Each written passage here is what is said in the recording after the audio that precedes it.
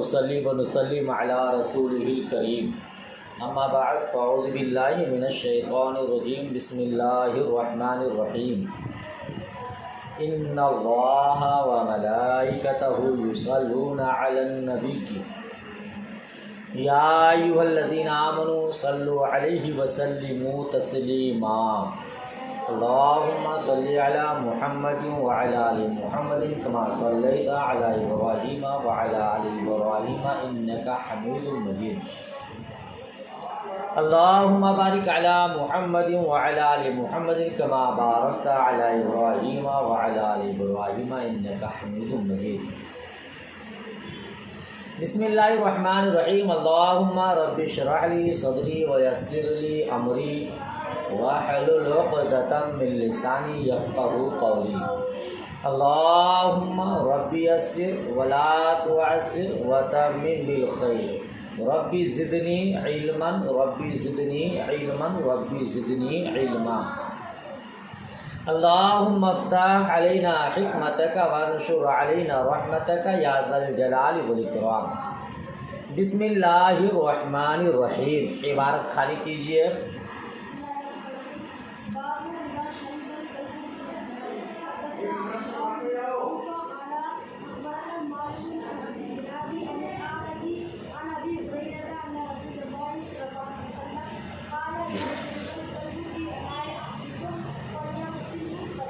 ماشاء اللہ ماشاء اللہ. چلیے بس کیجئے کیونکہ عبارت خانے وغیرہ کرتے پھر ٹائم ہو جائے گا. امید کرتا ہوں آپ نے اس سے پہلے والا سبق نمبر درس نمبر 43 یاد کر لیا ہوگا. اس میں کچھ پوچھنا ہے آپ لوگوں کو؟ یاد کر چکے ہیں، سمجھ چکے ہیں؟ اگلا سبق پڑھاؤں جو عبارت آپ نے پڑھی. آئیے ماشاءاللہ اب اس کا ترجمہ، اس کا مفہوم سماعت کیجئے. باب اذا شرب الکلب فی الانائی. فی الانائی بھی اور یہ انائی بھی، دونوں طرح سے، ٹھیک ہے نا. جب کتا برتن میں پی لے، جب کتا یعنی برتن سے پانی پی لے تو اس کا کیا حکم ہے؟ حدیث دیکھیے. حضرت ابو ہریرہ رضی اللہ تعالی عنہ سے روایت، بے شک رسول پاک صلی اللہ تعالی علیہ وسلم نے ارشاد فرمایا، جب کتا تم میں سے کسی کے برتن میں پی لے تو چاہیے کہ اسے 7 مرتبہ دھوئے. یہ جب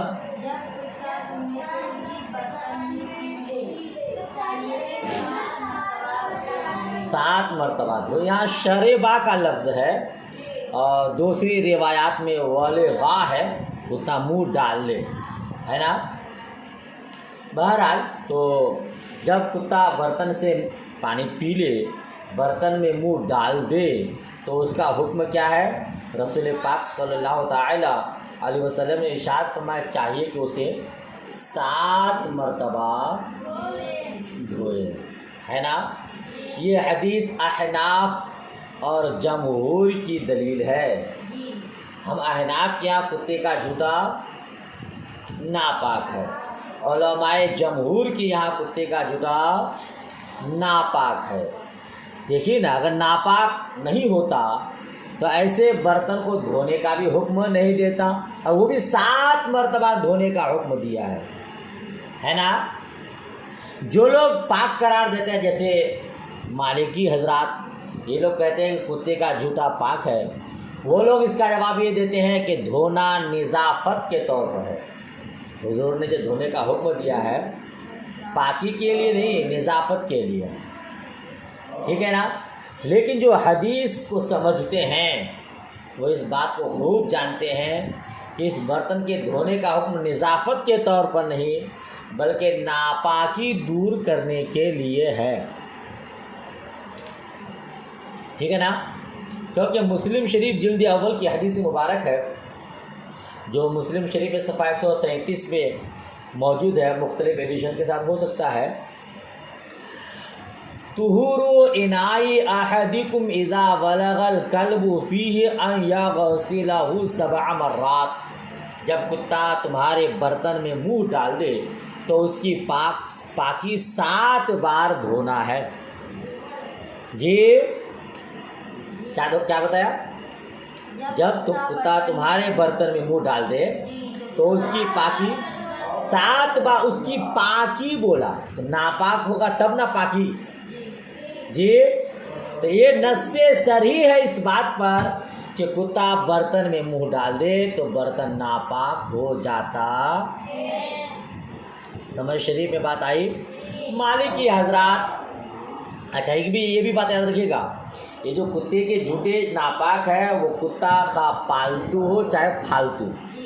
کتا 2 طرح کا ہوتا ہے نا، ایک پالتو ایک پھالتو، ایک آوارہ ہے نا جی۔ ہم پالتو کتے ہیں جو غوث و خواجہ رضا بزرگان دین سے رابطہ رکھتے ہیں اور ان کی مریدیت کا پٹا اپنے گلے پہ ڈال دیتے ہیں، وہ پالتو ہیں، اور جو نہیں ڈالتے وہ فالتو ہے۔ وہ کیا منقبت غوث اعظم میں حضور اعلیٰ حضرت کے اشعار میں سے ایک شعر ہے، ہمارے گردن میں بھی ہے دور کا ڈورا، تجھ سے در در سے سگ سے ہے مجھ کو نسبت، میری گردن میں بھی ہے دور کا ڈورا، اور اس نشانی کے جو سگ ہیں نہیں مارے جاتے، حشر تک میرے گلے میں رہے پٹا تیرا۔ سمجھ شریف میں بات آ رہی ہے؟ آپ دیکھ رہے ہیں کچھ فورسز حضرات، پولیس آفیسر وغیرہ ایک پالتو کتا لے کے گھومتے ہیں، اور وہ بہت کام کی کتا، انسان سے بھی زیادہ اس کی حفاظت ہوتی ہے، اس کے پیچھے لاگت ہے، اس کے پیچھے محنت ہے۔ دیکھیں کہ نہیں کبھی آپ لوگ؟ امریکہ میں زیادہ تر کتے کے افواج ہیں اور اس کے پیچھے بڑی لاگت وہ لوگ لگا کے اس کو پالتے ہیں، ہے نا۔ کتا وفادار جانور ہے، انسان دھوکہ دے گا مگر کتا نہیں۔ تو وہ پالتو کتا کو جس کے گلے میں پٹا رہتا ہے، یہ سمجھ میں آ جاتا ہے کہ کسی کا خاص کتا ہے، تو اس کو جلدی کوئی مارتا نہیں ہے، مارے گا تو بہت مصیبت میں مبتلا ہو جائے گا۔ سمجھ رہے ہیں؟ ہمارے گلے میں بھی ان بزرگان دین کا پٹا ہے، اب اس کو دیکھ کر کوئی بھی کہے گا اس کو ہاتھ نہ لگاؤ، ورنہ اس کے مالک اچھی حالت اچھی خبر لے لیں گے، کاٹ ڈالیں گے، ہے نا۔ تو بلا شبہ ہم پالتو ہیں۔ فالتو کتا کی کوئی اہمیت نہیں، کہیں بھی گھومتا رہتا ہے، کوئی بھی اینٹ مارتا ہے، پتھر مارتا ہے، اور اس پر کوئی انصاف پنچایت بھی نہیں کرتا ہے، اس کا مالک کوئی نہیں ہوتا ہے۔ تو جو لوگ مرید نہیں ہوتے ہیں کسی پیر صاحب کے، وہ فالتو لوگ ہیں، اس کی کوئی حقیقت کوئی اہمیت نہیں ہے۔ سمجھ شریف میں بات آئی؟ ایک الگ بات نکل گئی، بات مجھ کو یہ بتانی تھی کہ یہ جو کتے کا جھوٹا ناپاک ہے، چاہے وہ کتا پالتو ہو چاہے پھالتو ہو، اور شہری ہو چاہے دیہاتی ہو، اور شکاری ہو یا غیر شکاری ہو، سب کا یہی حکم ہے۔ مالکی حضرات کے اس بارے میں 4 مذہب ہیں جی۔ پہلا مذہب کتے کا جھوٹا پاک ہے، دوسرا ناپاک ہے مطلقاً، اور تیسرا بضرورت جو پالا گیا ہو اس کا جھوٹا پاک ہے، بقیہ ناپاک ہے جی۔ شہری کا پاک ہے، جنگلی دیہاتی کا ناپاک ہے، یہ مالکی حضرات کہتے ہیں۔ مگر ہمارے یہاں مطلقاً چاہے وہ خاک کیسا ہی ہو اس کا جھوٹا ناپاک ہے جی۔ یہ آپ نے یہاں پڑھا، اور دوسری روایات میں ہے کہ 7 مرتبہ دھویا جائے اور پہلی بار مٹی سے اس کو دھویا جائے، کیونکہ کتا جب برتن میں منہ ڈال دیتا ہے تو علماء کرام فرماتے ہیں احادیث کی روشنی میں کہ اس میں ایسے جراثیم پیدا ہو جاتے ہیں، ایسے جراثیم برتنوں سے چپک جاتے ہیں کہ جب تک اسے 7 بار نہ دھویا جائے وہ جراثیم ختم نہیں ہوتے، یہاں تک کہ 6 بار بھی دھو کر دیکھا گیا تو یہ معلوم ہوا کہ صاف مکمل طور پر۔ اسی لیے حدیث میں 7 مرتبہ مصطفیٰ جس کو سائنسداں اب اس حدیث پر ریسرچ کرنے لگے، اس کا تجربہ حاصل کرنے لگے تو حیران ہو گئے کہ ہم مختلف آلات کے ذریعے اس کو دیکھے تب بھی اس نتیجہ تک نہیں پہنچ پائے جس نتیجہ پر مصطفیٰ کریم نے نگاہ نبوت سے دیکھا ہے کہ 7 مرتبہ جب تک نہ دھو لیا جائے تب تک پاک نہیں ہوتا ہے، صاف نہیں ہوتا ہے، جراثیم رہ جاتے ہیں۔ اسی حدیث کی بنا پر تاریخ بتاتی ہے کہ امریکہ کا ایک ڈاکٹر مشرف اسلام ہو گیا۔ بلا شبہ اسلام کی حقانیت کو کوئی جھٹلا نہیں سکتا اگر وہ صحیح نگاہ رکھ کر، دل میں عناد نہ رکھ کر دیکھے گا تو اسی نتیجہ پر پہنچے گا، اسلام لانے پر مجبور ہو جائے گا۔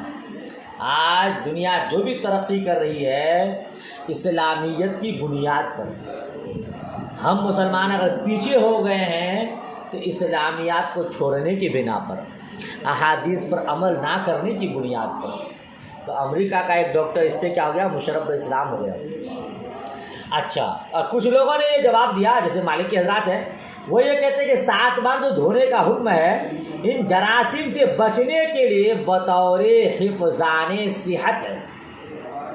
جی، اپنی صحت کو باقی رکھنے کے لیے، اپنی حفاظت کے لیے ڈاکٹروں نے 7 مرتبہ دھونے کا حکم دیا۔ لہذا یہ کوئی شرعی حکم نہیں ہے بلکہ طبی حکم ہے۔ کون کہتے ہیں؟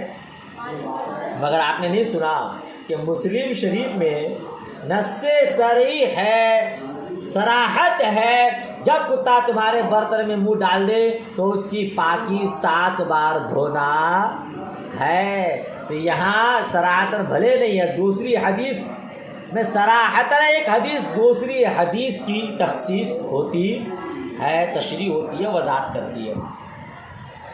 بات سمجھ شریف میں آ گئی تو ہمارے یہاں کتا کا جھگا ناپاک ہے، اور مالکی حضرات کے نزدیک 4 مذاہب ہیں، میں نے آپ کو وہ بتا دیا، 7 مرتبہ دھونا ہے۔ اگلی روایت دیکھیے،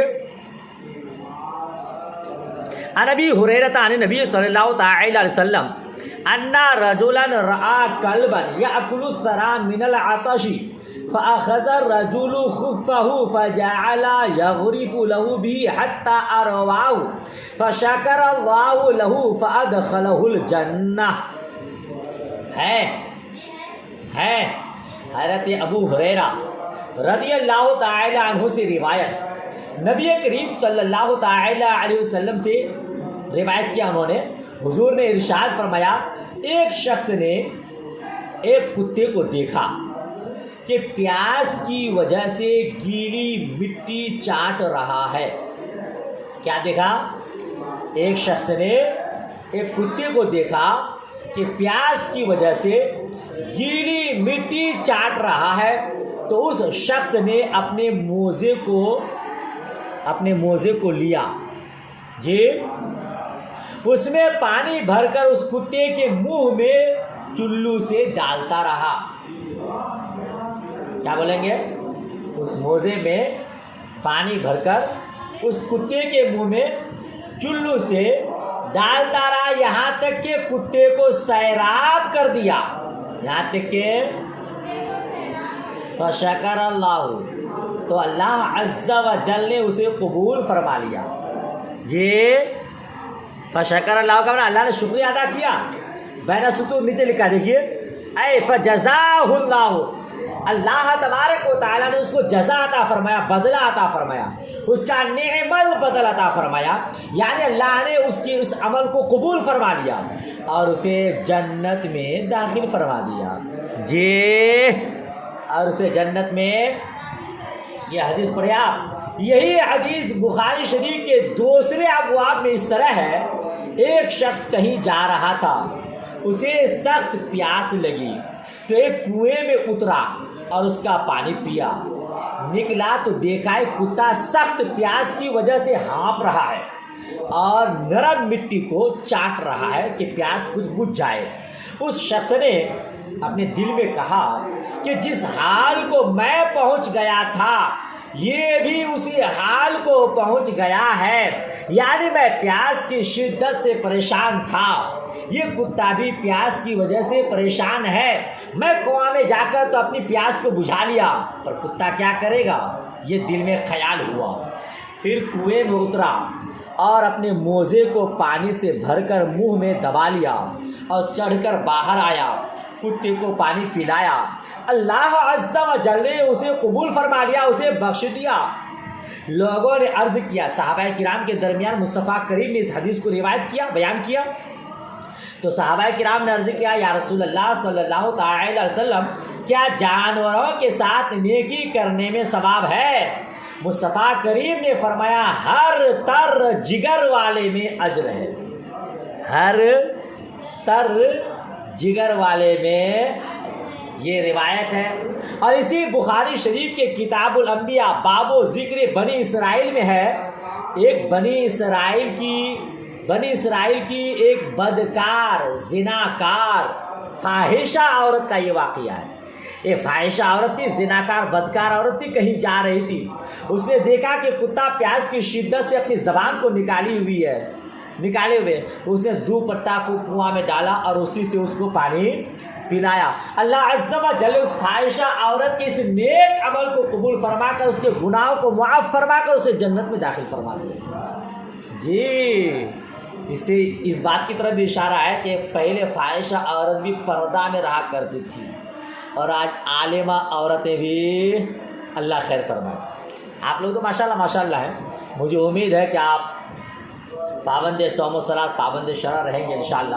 اللہ پاک ہم سب کو اپنی علم کے مطابق عمل کرنے کی توفیق رفیق عطا فرمائے۔ انشاءاللہ آپ قوم میں نکلیں گے تو قوم کہے گی کہ ہاں، میں اپنی بیٹی کو عالمہ بناؤں۔ جی، اب کوئی کہے گا کہ میں بہو لاؤں تو عالمہ لاؤں، تاکہ پورا گھر علمی گھرانہ ہو جائے۔ ماشاءاللہ، اللہ پاک عمل کی توفیق رفیق عطا فرمائے۔ اس باب کا کیا مطلب، امام بخاری علیہ رحمہ نے اس باب کو بیان کیا، اس حدیث کو باب سے کیا مناسبت ہے؟ تو زیادہ سے زیادہ یہ کہا گیا کہ اس شخص نے موزے سے کتے کو پانی پلایا۔ اس سے ظاہر صورت یہ ہوگی کہ کتے کے سامنے پانی بھرا ہوا موزہ رکھا ہوگا، کتے نے اس میں منہ ڈال کر پیا ہوگا۔ اگر کتے کا جھوٹا ناپاک مانا جائے تو لازم آئے گا کہ موزے میں بچا ہوا پانی اور موزہ ناپاک ہو گیا۔ یعنی آپ کو شاید ابھی تک نہیں بتایا، امام بخاری علیہ رحمہ کا بھی یہی موقف ہے کہ کتے کا جھوٹا پاک ہے۔ جی، کتے کا جھوٹا پاک ہے، جس طرح مالکی حضرات کا مسلک ہے۔ جی، شک ہو رہا ہے؟ نہیں، امام بخاری علیہ رحمہ کا یہی مسلک ظاہر کیا گیا ہے، موقف کہ کتے کا جھوٹا۔ اب وہ یہی ثابت کرنا چاہتے ہیں کہ اگر ناپاک ہوتا تو وہ شخص موزے میں پانی نہیں پلاتا، وہ موزہ ناپاک ہو جاتا، وہ بچا ہوا پانی ناپاک ہو جاتا۔ پلایا ہے، اس کا مطلب کہ پاک ہے۔ لیکن اس حدیث سے اس کی صراحت نہیں ہے، اس حدیث سے اس کی صراحت ہے نہیں ہے۔ ایسا بھی تو ہو سکتا ہے نا، جیسے علامہ عیلی اور علامہ ابن حجر دونوں نے یہ تعاقب کیا ہے، اس کا پیچھا کیا ہے۔ ضروری نہیں ہے کہ اس شخص نے اسی طریقے سے پانی پلایا ہو سکتا ہے اس نے کسی چھوٹے گڑھے میں پانی ڈال دیا ہو، جی، جس سے کتے نے پانی پی لیا ہو، اور اس کا بھی احتمال ہے کہ موزے یا چلو سے اس کے منہ میں ڈالا ہو، جی۔ اور اگر مان بھی لیا جائے کہ کتے نے موزے میں منہ ڈال کر پیا، تو یہ صراحت کہاں ہے کہ اس شخص نے بچے ہوئے پانی کو خود استعمال کیا یا پھر موزے کو نہیں دھویا؟ ایسا ہے، ہو سکتا ہے موزے میں پلایا ہو، پانی پھینک دیا اور موزے کو دھو لیے ہو۔ جی، کیا ہمارے برتن میں کتا منہ ڈال دے تو ہم برتن کو پھینک دیتے ہیں، اس کو استعمال نہیں کرتے، بلکہ حکم یہ ہے کہ ڈال دے تو 7 مرتبہ دھو لو، اس برتن کو استعمال کرو۔ تو اس نے موزے میں پانی پلایا، بعد میں موزے کو دھو لیا ہوگا۔ سمجھ شریف میں بات آ رہی ہے؟ لہٰذا اس حدیث سے یہ ثابت کرنا کہ کتے کا جھوٹا پاک ہے، درست نہیں ہے۔ ساتھ ہی ساتھ اس حدیث سے ثابت ہوا کہ ہر حیوان کے ساتھ بھلائی کرو، اس کا اجر ملے گا۔ ہاں، شرط یہ کہ وہ تکلیف دہ جانور نہ ہو، موذی جانور۔ ہاں، اور زال کا نقطہ ہٹا دو تو ویسا بھی نہ ہو. زال کا نقطہ ہٹا دیں گے کیا ہو جائے گا؟ ہاں تو ایسا بھی نہ ہو. اللہ ایسے کو بھی ہم پر مسلط نہ کرے. تو ہر موذی جانور کے ساتھ سلوک نہیں کرنا ہے، جو موذی نہ ہو اس کے ساتھ حسن سلوک کرنی ہے نا. حدیث میں ہے ابو داؤد شریف کتاب الطہارت طہور الارض اذا یبست میں ہے الراحمون یرحمهم الرحمن ارحموا علی من فی الارض یرحمکم من فی السماء. رحم کرنے والوں پر رحمان رحم فرماتا ہے، زمین والوں پر رحم کرو آسمان کا مالک تم پر رحم فرمائے گا. سبحان اللہ. جس کو کسی شاعر نے اپنی زبان میں کیا کہا ہے، کرو مہربانی فرش زمین پر خدا مہربان ہوگا عرش بری پر. جی آج دنیا کیا ہے، کسی کے ساتھ بھلا کیجیے نا تو وہی دشمنی نبھاتا ہے. تو اب لوگ یہ کہتے ہیں دنیا دیکھ کر کہ کسی کے ساتھ بھلا نہ کرو، کرو بھلا تو ہو برا ایسا. لیکن ایسا نہیں ہے، ایسا نہیں ہے. آپ کسی کے ساتھ بھلائی کر دیجیے، اس سے بھلائی کی امید نہ رکھیے، اجر لینے کی امید رب کریم سے رکھیے. وہ رب تبارک و تعالیٰ ضرور اس کا صلہ عطا فرمائے گا. ہو سکے تو کسی کا بھلا کیجیے، اور بھلائی نہ پہنچا سکے تو اپنی جگہ بیٹھے رہے، اس کی برائی بھی نہ کرے، اس کو نقصان بھی نہ پہنچائے. سمجھ شریف میں بات آئی. کسی اچھے آدمی نے کہا کہ اگر تم کسی کا کی بڑائی اور کسی کی تعریف نہیں کر سکتے تو تمہیں برائی کرنے کا حق بھی کس نے دیا ہے. سمجھ شریف میں بات آ رہی ہے. ماشاء اللہ یہ بات ہو گئی. باپ بھی کے تحت یہ حدیث آ گئی. آگے والی حدیث دیکھیے. وقال آگے کیا روایت ہے، وقال احمد بن شبیب قال ابی عن یونس عن ابن شہاب قال حدثني حمزة بن عبد الله عن ابی قال كانت الكلاب تقبل وتدبر في المسجد في زمان رسول الله صلى الله تعالى وسلم فلم يكونوا يرشون شيئا من ذلك. جی حضرت عبداللہ بن عمر کے صاحب زادے حمزہ اپنے باپ سے روایت کرتے ہیں. جی ترجمہ آیا. اور ابن شہاب حضرت ابن شہاب سے روایت، وہ فرماتے ہیں ہم سے حدیث بیان کی حمزہ بن عبداللہ نے اپنے باپ کے حوالے سے. تو کون ہے یہ؟ حضرت عمر رضی اللہ تعالیٰ عنہ کے پوتا ہیں. یہ حضرت عبداللہ ابن عمر کے صاحب زادے حمزہ یعنی حضرت عمر فاروق اعظم کے پوتا ہیں. اپنے باپ سے روایت کیا. کیا روایت کرتے ہیں کہ رسول اللہ صلی اللہ تعالی علیہ وسلم کے زمانے میں کتے مسجد میں آتے جاتے تھے، مگر لوگ مسجد میں کہیں پانی نہیں چھڑکتے تھے. یہ ترجمہ ہوا بھائی صاحب. ابو داؤد میں پوری حدیث اس طرح ہے کہ حضرت عبداللہ ابن عمر کے صاحبزادے حضرت حمزہ رضی اللہ تعالیٰ عنہ نے کہا میں نوجوان غیر شادی شدہ تھا. نوجوان غیر شادی شدہ تھا، مسجد میں سوتا تھا. کتے مسجد میں پیشاب کرتے آتے جاتے، مگر لوگ مسجد کے کسی حصے میں پانی نہیں چھڑکتے تھے. پوری حدیث یاد رکھیے گا. کیا کہے آپ نے؟ میں نوجوان غیر شادی شدہ تھا، مسجد میں سوتا تھا، کتے مسجد میں پیشاب کرتے آتے جاتے، مگر لوگ مسجد کے کسی حصے پر پانی نہیں چھڑکتے تھے. ہے نا. پھر جب حضرت عبداللہ ابن عمر رضی اللہ تعالی عنہما کی شادی ہو گئی تو پھر وہ گھر سونے لگے. امام بخاری علیہ رحمہ کا مقصود اس باب سے یہ ہے کہ کتے پاک ہے، ان کا لعاب بھی پاک ہے. اس لیے کتے اگر ناپاک ہوتے تو انہیں مسجد میں کبھی بھی آنے نہیں دیا جاتا. نیز کتے جب چلتے ہیں تو زبان منہ سے باہر نکال کر چلتے ہیں. آپ نے کبھی کتا کو دیکھا ہے؟ کتے کا کام بھی نہیں، آہستہ اس کا چلنا بھی نہیں. ہم لوگ بچپن میں جب یہاں وہاں دوڑتے رہتے تھے تو میری امی کہتی تھی کتا کاموں نہیں آہستہ بہرانوں نہیں. کتے کا کوئی کام بھی نہیں، اس کا آہستہ چلنا بھی نہیں. کبھی آہستہ دیکھیں اس کو چلتے ہوئے؟ نہیں، دوڑتا ہی رہتا. کام اس کا کیا ہے؟ کون سا اس کا کام چلا جا رہا ہے کہ دوڑ کے جانا پڑے گا؟ نہیں، کوئی کام نہیں. اچھا اب آپ نے دیکھا ہوگا کہ کتا جب چلتا ہے تو عمومی طور پر وہ زبان کو باہر نکال کے چلتا ہے، ہانکتا رہتا ہے، چلتا رہتا ہے نا. اس لیے امام بخاری فرماتے ہیں اس لیے ان کے منہ سے لعاب کا گرنا غالب گمان ہے نا. اگر ان کا لعاب ناپاک ہوتا تو انہیں مسجد میں نہیں آنے دیا جاتا. یاد رکھیے گا، اتنی بات تو خیر صحیح ہے کہ کتا نجس العین نہیں ہے. کتا نجس العین، کتا پاک ہے جب تک کہ اس کے ظاہر جسم پر کوئی ناپاکی نہ ہو. کتا پاک ہے. کتا چلے اور آپ کے جسم اطہر اور آپ کے کپڑے شریف لباس مبارک پر لگ جائے اس کا جسم، تو ایسا نہیں کہ آپ کا کپڑا اور آپ کا جسم اطہر ناپاک ہو جائے گا. ہو جائے گا. اب کچھ لوگ یہ کہتے ہیں کہ کتا اگر گیلا ہو، کتا اگر گیلا ہو یا آپ کا کپڑا گیلا ہو، کتا خشک ہو لگ جائے تو ناپاک. یہ تخصیص بھی درست نہیں ہے. حقیقت یہ کہ وہ نجس العین نہیں ہے جب تک اس کے ظاہر جسم پر کوئی ناپاکی نہ ہو وہ پاک ہے.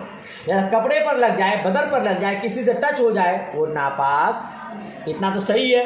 لیکن یہ کہنا کہ اس کا لعاب بھی پاک ہے یہ حدیث میں کہیں بھی نہیں ہے.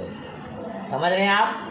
اچھا، اس سے آپ نے استدلال پیش کیا کہ کتا آتا جاتا تھا، ایسا کرتا تھا، ویسا کرتا تھا، لہٰذا سب پاک ہے. یہ درست نہیں ہے. کوئی ضروری نہیں ہے کہ وہ مسجد میں گزرتے وقت لعاب ضرور ہی ٹپکائیں. جی، اس سے پہلی والی حدیث میں آپ پڑھیں کہ کتا اگر منہ ڈال دے تو 7 مرتبہ دھونا ہے، لہذا اس کی ناپاکی نص صریح سے ثابت ہے. شبہ کی وجہ سے اس کو پاک قرار نہیں دیا جائے گا. سمجھ شریف میں بات آ رہی ہے؟ اچھا، اس میں کیا پڑھے آپ نے؟ مسجد میں پیشاب کرتے تو کیا پیشاب بھی پاک ہے؟ نعوذ باللہ. اگر آپ اس حدیث سے یہ ثابت کرنا چاہتے ہیں کہ کتا پاک ہے، اس کا لعاب پاک ہے، تو پیشاب کو بھی پاک قرار دینا ہوگا، حالانکہ وہ ناپاک ہے. لہٰذا ماننا پڑے گا کہ یہ ساری چیزیں ناپاک ہے. بات اصل یہ ہے کہ مسجد نبوی شریف کچی اینٹ کی تھی، کچا مکان تھا، ہے نا، کچی مٹی تھی. نجاست اگر زمین پر لگ جائے، جانور پیشاب کر دے اور وہ سوکھ جائے تو کیا ہو جاتا ہے؟ پاک ہو جاتا ہے. زمین پر روڈ وغیرہ میں جنازہ نہیں پڑھ لیتے ہیں، تو اس نے جانوروں نے پیشاب وغیرہ کیا ہے مگر دھوپ کی وجہ سے سب سوکھ چکا ہے، تو اب وہ زمین پاک ہوا، نماز جنازہ پڑھ سکتے ہیں. تو مسجد نبوی شریف وغیرہ بھی کچے مکان اور کچی زمین تھی، وہاں پیشاب بھی کرتا، لعاب بھی گرتا، تو چونکہ خشک ہو جانے کے بعد وہ پاک ہو جاتا ہے، اسی لیے اس پر پانی نہیں چھڑکتے تھے. اگر پانی چھڑکتے تو پھر وہ زمین گیلی ہو جاتی، کیچڑ ہو جاتا. سمجھ شریف میں اور بات بھی مکمل نہیں ہوا. اللہ خیر فرمائے، مگر باب مکمل کر دیتا ہوں. حضرت عدی ابن حاتم رضی اللہ تعالی عنہ سے روایت فرماتے ہیں، میں نے نبی کریم صلی اللہ تعالی علیہ وسلم سے پوچھا، قال اذا ارسلت كلبك المعلم فقتل فكل واذا اكل فلا تاكل فانما امسك على نفسه. قلت ارسل كلبي فاجد معه كلبا اخر. قال فلا تاكل فانما سميت على كلبك ولم تسمي على كلب اخر. ٹھیک ہے، یہ حدیث کہ حضرت عدی بن حاتم رضی اللہ تعالی عنہ سے نے کہا، میں نے نبی کریم صلی اللہ تعالی علیہ وسلم سے پوچھا تو فرمایا، جب تم اپنے سدھائے ہوئے، اپنے سکھائے ہوئے کتے کو چھوڑو اور اس نے مار ڈالا تو شکار کھاؤ، اور جب خود کھا لے تو نہ کھاؤ. اس لیے کہ اب معلوم ہو گیا کہ اس نے اپنے لیے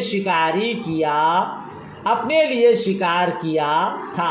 میں نے عرض کیا، میں اپنے کتے کو چھوڑتا ہوں لیکن کبھی شکار کے پاس دوسرا کتا بھی موجود پاتا ہوں. مصطفیٰ کریم نے فرمایا، اب مت کھا، تو نے بسم اللہ اپنے کتا پر پڑھی ہے نہ کہ دوسرے کتے پر. سبحان اللہ. ترجمہ ہوا، یہ حضرت عدی بن حاتم رضی اللہ تعالیٰ عنہ، یہ عرب کے مشہور و معروف سخی داتا حاتم طائی کے صاحبزادے ہیں.